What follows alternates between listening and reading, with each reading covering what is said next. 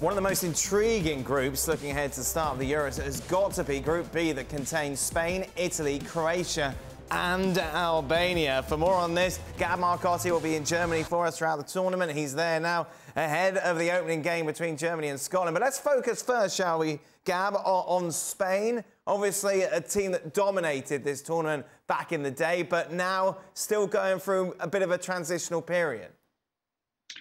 Yeah, it is a transition. I mean, obviously, it's a transition in terms of age. You think of the exciting young wingers, Nico Williams, and obviously Lamine Yamal, and obviously Pedri, who's still young. And then, you know, you've got some of those wiser heads back there as well. Morata, obviously, up front. His goals are going to be a big factor. You know, it's funny, under De La Fuente, the idea was that, you know, maybe Spain would become slightly more practical, slightly more concrete. I don't know that that's actually happened, but I think what's obvious is they keep the ball better than most. They do create a ton of chances, and then a lot of it comes down to Morata, and then the Morata that you get at the tournament. Yeah, that's the problem. You've obviously got Williams and Lamine Yamal, two great players who've had fantastic seasons, but it's all about who's going to get the goals for Spain, isn't it? Yeah, and you know, you see in these clips the end product has been very good in those clips, and the reality is they've dominated a lot of games they've played in, and they haven't been as good in the final third. And you know, Alvaro Morata had a great first 6 months of the season alongside Antoine Griezmann. Then he fell away a little bit, and they really lack somebody in that position. So maybe they play a little differently with a false nine up there, and maybe we'll see Pedri getting forward to play as a second striker at times, as he did with Lewandowski and has done with Lewandowski.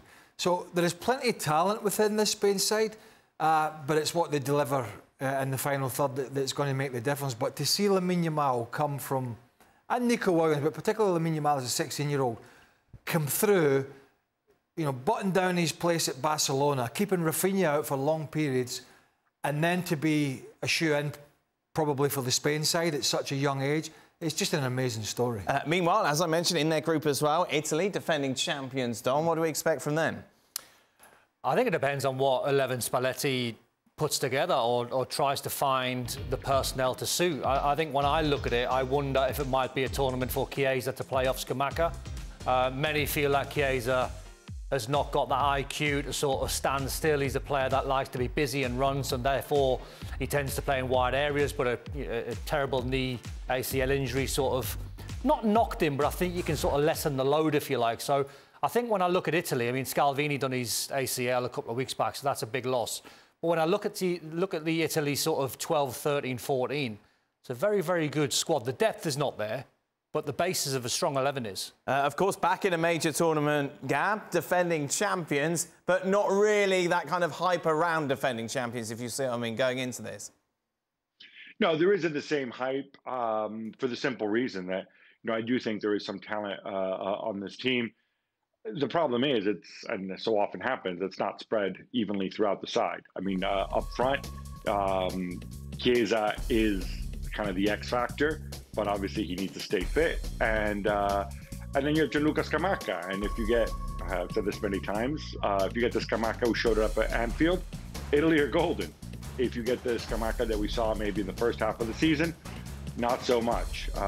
He's fiddled around with that front three just simply because, you know, the other options, Solini, guys like that, Zaccagni, El Shaarawy, didn't really fill in with too much confidence. So I think what he might try to do is move either Pellegrini or Frattesi and kind of sort of play them as a two, play one or the other alongside Chiesa, behind Scamacca, and then really try to attack down the wings with Di Marco on the left and maybe Cambiaso on the right. That seems to have been the latest iteration. But, you know, that's the thing about international football. You can't pick and choose your players. You have to get the pieces to fit together. And sometimes, like a puzzle, pieces don't fit. And sometimes pieces are missing altogether. Well, pieces, of course, did fit for Italy when it came to the last tournament in the Euros. You take a look at the past winners of this competition. You had Italy, Portugal, Spain, who won it, of course, back-to-back. Greece in 2004. If you had money on everyone there, obviously you're making money come at the end of the tournament. Greece were plus 8,000, 80 to 1.